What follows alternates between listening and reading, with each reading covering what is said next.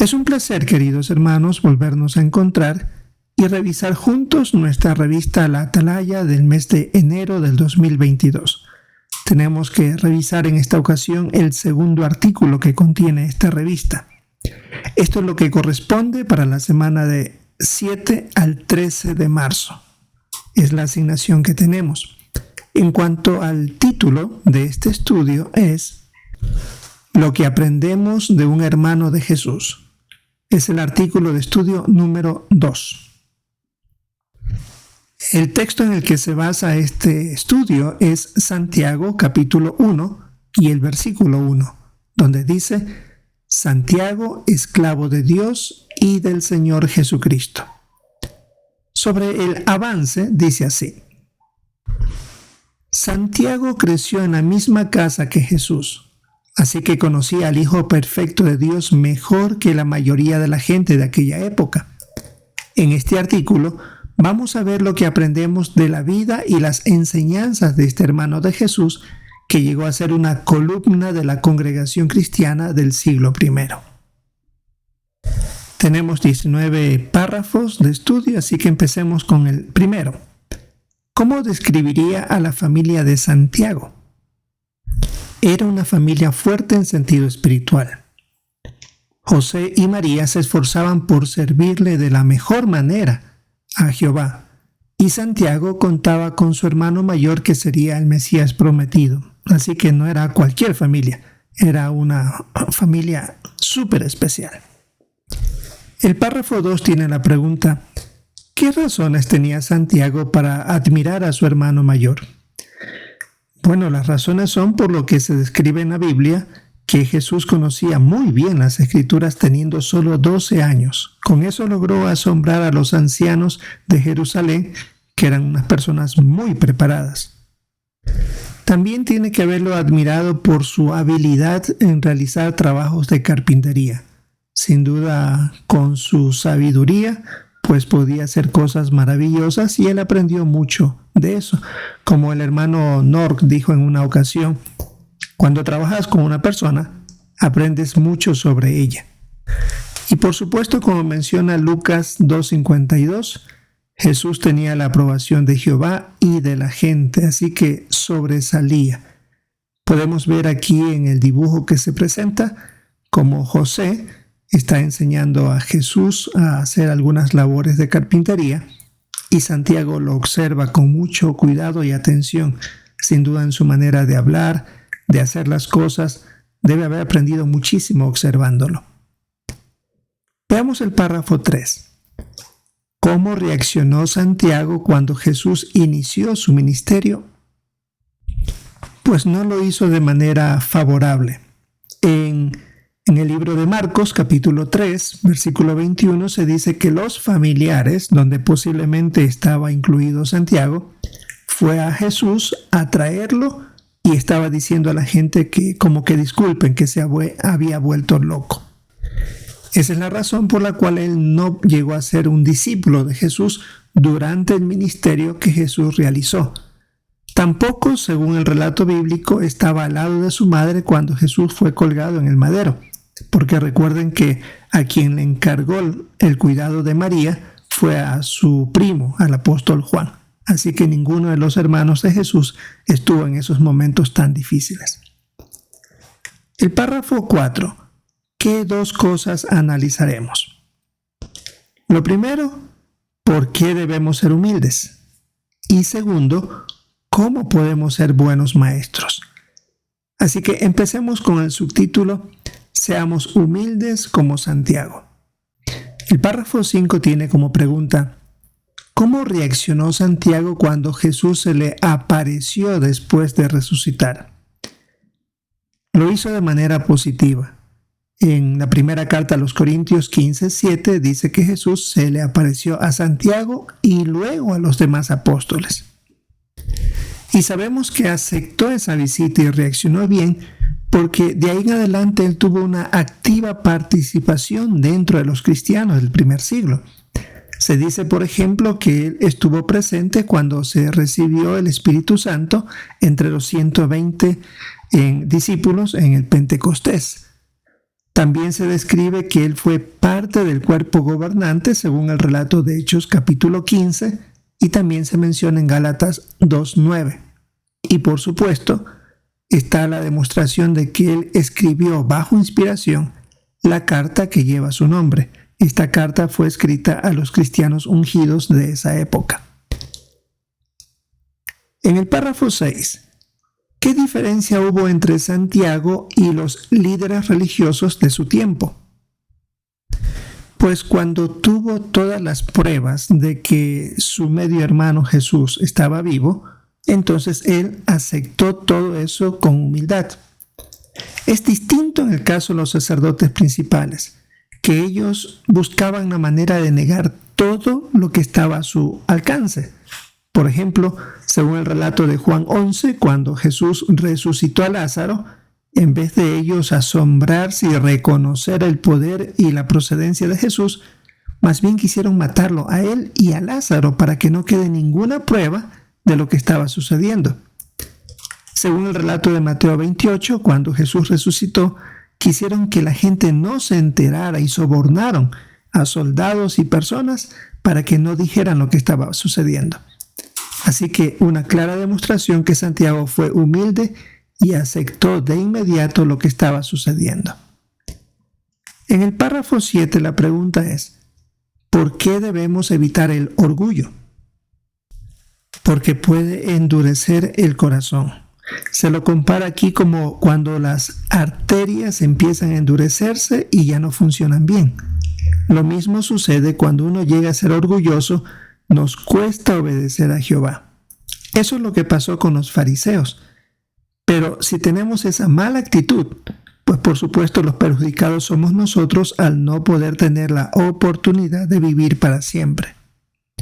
Como dice Santiago 3:17, queremos reconocer que la sabiduría de arriba es mejor que la que nosotros podríamos pensar tener. Queremos dejar que la palabra de Dios nos guíe, que el Espíritu de Dios nos moldee y que pueda esto influenciar en nuestros pensamientos y en nuestros corazones para tomar buenas decisiones en nuestras vidas. Y tenemos aquí el dibujo donde se representa a Santiago, ya adulto, haciendo el oficio que su padre José les había enseñado a Jesús y a él, y de repente Jesús se aparece a él. ¿Cuál habrá sido la conversación que tuvieron? Y eso fue una clara comprobación de que Jesús estaba resucitado y por eso empezó a tener una actividad muy positiva y activa en cuanto a ser un siervo destacado de Jesús. Veamos ahora el subtítulo Seamos buenos maestros como Santiago. El párrafo 8 tiene la pregunta, ¿qué nos ayudará a ser buenos maestros? Al igual que Santiago, que no tuvo una preparación académica, nosotros también podemos, con la ayuda del Espíritu de Jehová y la capacitación que Él nos da mediante su organización, podemos llegar a ser buenos maestros. Veamos por eso aquí en el párrafo 9 cómo lo consiguió Santiago. ¿Cómo describiría la forma de enseñar de Santiago? Lo hacía de una manera sencilla, pero usaba la palabra de Dios como la autoridad para enseñar. Y eso respaldaba, eso daba el empuje para que los demás que escuchaban acepten lo que se estaba diciendo. Él no utilizaba palabras difíciles ni razonamientos complicados. Quería llegar al corazón de las personas y la mejor manera de hacerlo era con la enseñanza que Jehová daba. El párrafo 10 tiene la pregunta, ¿cuál es una manera de imitar a Santiago cuando enseñamos? Queremos hacer igual que Santiago, dirigir la atención a la palabra de Dios y mostrarle lo que se puede saber gracias a la ayuda de Él. No queremos sobresalir con nuestra enseñanza tratando de demostrar que sabemos mucho, sino más bien que todo lo que sabemos proviene de Jehová. Por eso, usar la Biblia es fundamental. Siempre una pregunta, se usa un texto bíblico. Cualquier situación, usar la Biblia, para que el estudiante se dé cuenta que allí, en la palabra de Dios, está la respuesta a todo. Queremos realmente usar ejemplos bíblicos para percibir cómo piensa y siente Jehová, y eso sirva tanto para nosotros como para el estudiante. El párrafo 11. ¿Qué problemas tenían algunos cristianos y qué consejos les dio Santiago? Y tenemos que ver aquí Santiago 5, 13 al 15. Dice así: ¿hay alguien entre ustedes que esté sufriendo? Que siga orando. ¿Hay alguien que esté alegre? Que cante salmos. ¿Hay alguien enfermo entre ustedes? Que llame a los ancianos de la congregación y que ellos oren por él, aplicándole aceite en el nombre de Jehová. Y la oración hecha con fe hará que el enfermo se recupere y Jehová lo levantará. Además, si él ha cometido algún pecado, será perdonado. Volviendo a la pregunta 11, ¿qué problemas tenían algunos cristianos y qué consejos les dio Santiago? Por las palabras que leímos, notamos que había una variedad de cristianos que estaban sirviendo a Jehová en ese entonces. Algunos se alegraban, algunos estaban sufriendo, otros cometiendo errores. En términos generales, según algunos versículos que están citados en este párrafo 11, parece que algunos cristianos no eran tan rápidos en practicar los consejos que se les daban. Otros estaban demostrando favoritismo a los que tenían más, es decir, a los ricos. A otros se les hacía difícil controlar la lengua, es decir, decían cosas que no debían en ciertos momentos. Y por supuesto, cuando estaban algunos cometiendo pecados, como vimos en el texto de Santiago 5, 13 al 15, debían acudir rápidamente a buscar ayuda a los ancianos. En términos generales vemos que Santiago no los dio por perdidos. Aunque de manera muy franca decía las cosas, también estaba ayudando a que los débiles busquen la ayuda necesaria, porque demostraba amor a todos ellos. El párrafo 12. ¿Cómo podemos ser positivos cuando ayudamos a un estudiante? Como Santiago queremos ser positivos, pero también ser muy francos con los estudiantes y ser claros en lo que necesitan mejorar en su personalidad y sustituirlos por cualidades cristianas. Puede que a veces nos sintamos un poco temerosos de decirle al estudiante en lo que tiene que mejorar, pensando que ya no querrá estudiar la Biblia. Pero recuerde, si el estudiante es humilde, va a aceptar el consejo. Y si Jehová cree que esa persona tiene un corazón apropiado, es Jehová el que lo atrae a él. Entonces no tenemos que temer. De eso se encarga Jehová. Nosotros queremos hacer nuestra parte. En el párrafo 13 la pregunta es, ¿qué reconoció Santiago? Y tenemos que leer Santiago 3:2 y también ver la nota. Dice, porque todos tropezamos muchas veces. El que nunca tropieza con sus palabras es perfecto y capaz de refrenar también todo su cuerpo. Decía la pregunta, ¿qué reconoció Santiago? Él no buscó sacar ventaja de ser conocido como el hermano de Jesús o por los privilegios de servicio que tenía. Por ejemplo, en Santiago 1:16, él llamó en la carta a los cristianos ungidos, les dijo, mis queridos hermanos. Y también en Santiago 3:2, que es el texto que leímos, decía que todos tropezamos muchas veces. La nota dice que se puede traducir, tal como se pone en el párrafo 13, que cometemos errores. Así que él también se ponía en la misma situación que cualquier otro. No se veía con nada especial. Párrafo 14. ¿Por qué debemos estar dispuestos a admitir nuestros errores? Debemos reconocer que los estudiantes de la Biblia pueden pensar que nosotros somos perfectos en el conocimiento, en la manera de entender las cosas o de decirlas. Pero no queremos dar esa impresión, porque va a pensar que jamás llegará a estar en la misma altura que nosotros sin ayuda de Dios. Así que nosotros queremos más bien fomentar que Él reconozca que todos, incluyéndonos, necesitamos la ayuda de Jehová para encontrar algún principio que nos permita salir de alguna situación difícil que no la vamos a hacer por sí mismas y también para corregir un error y estar a la altura de los principios de Jehová. Veamos el párrafo 15. ¿Cómo eran los ejemplos que usó Santiago? Y para esto debemos utilizar la lectura de Santiago 3, 2 al 6 y también Santiago 3, 10 al 12.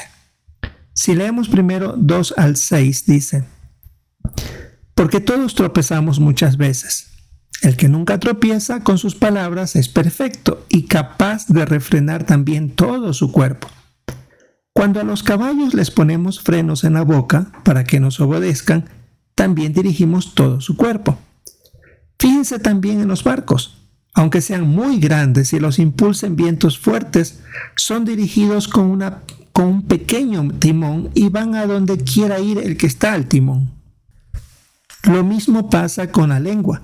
Aunque es una pequeña parte del cuerpo, hace grandes alardes. Y fíjense con qué pequeño fuego se incendia un enorme bosque. La lengua también es un fuego. La lengua representa un mundo de injusticia entre los miembros de nuestro cuerpo, porque contamina todo el cuerpo y encendida por la gehenna le prende fuego a todo el curso de una vida. Ahora leemos los versículos 10 al 12. De la misma boca salen bendición y maldición.